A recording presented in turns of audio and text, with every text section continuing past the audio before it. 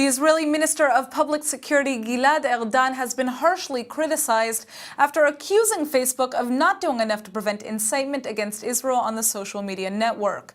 Yet it's hard to ignore the impact that social media has on global security. ILTV's Steve Leibowitz sat down with the editor-in-chief of the Jerusalem Post to find out how Israel should combat incitement on Facebook. What surprises me, or what gets me a bit upset, is the fact that we've known that Hebron, the Hebron area, has been a problem and has really been a hotbed for extremism and terrorism for a long time. It was no secret back in 2014, the terrorists who abducted the three Israeli kids, teenagers, came from the Hebron area. There have been a series of attacks from the Hebron area. So just these two over the past week were just another one in a bunch that came from that same area. They need to do something there. That's the main focus point. Something needs to happen. And this will be the real test for the government if they can actually translate their words into real action.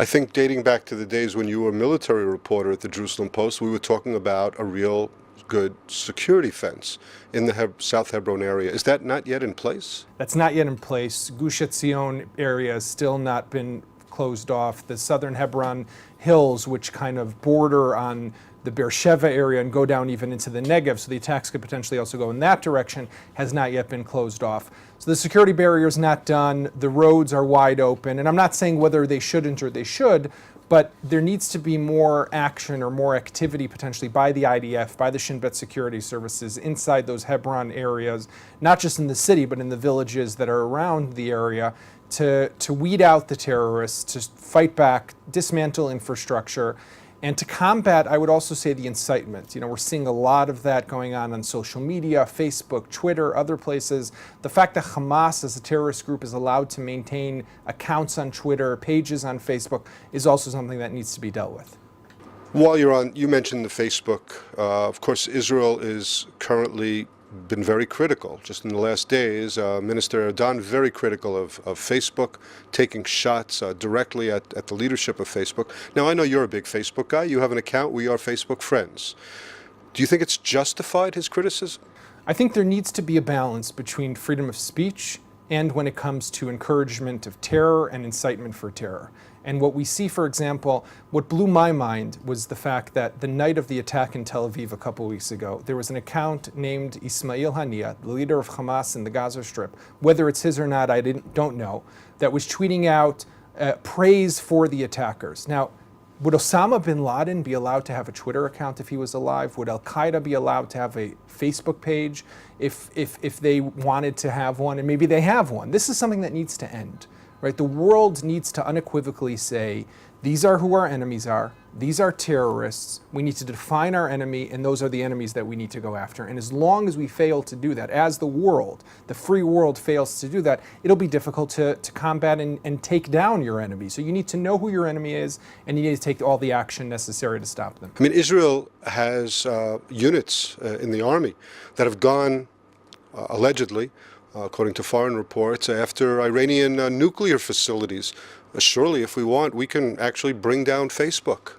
Look, I think we potentially have the technological capability to close off Facebook to certain areas, to do similar things like what different regimes that I don't think we ever would want to become in China, North Korea, Iran, where we close off certain websites and access to certain places in the digital world online. I don't think that's what Israel wants to become, but certain things can happen. Certain legislation can be put in place, fines, penalties, or just a way to make the whole process of getting incitement or insightful material off Facebook or off Twitter, to streamline that process, that things move. It just moves quicker. It moves faster, and the job gets done in a better and more effective way.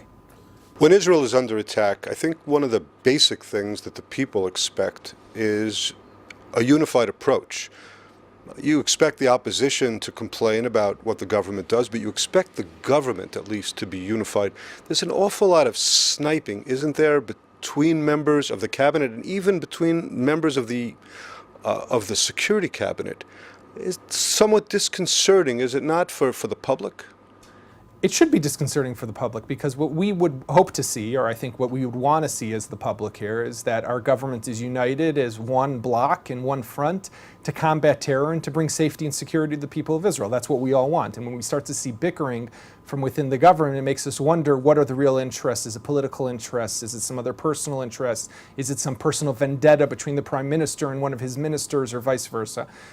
We don't want to see that as people. We want to see that there's a united front. So I think that it's not good. I think that when the prime minister, for example, calls to summon and convene his cabinet on Saturday night, but on Friday, ministers, like in this case Naftali Bennett, publish a 10-point plan of how to combat terror a day and a half before the security cabinet convenes. Why not just wait for the security cabinet? Or why are we waiting a day and a half for the security cabinet to convene? If we need to convene it now. Like, what's the purpose in waiting? So you got to wonder sometimes, what are the real interests behind all of this? And I want to hope, as an Israeli citizen who is raising children in this country, that they have an interest, our security.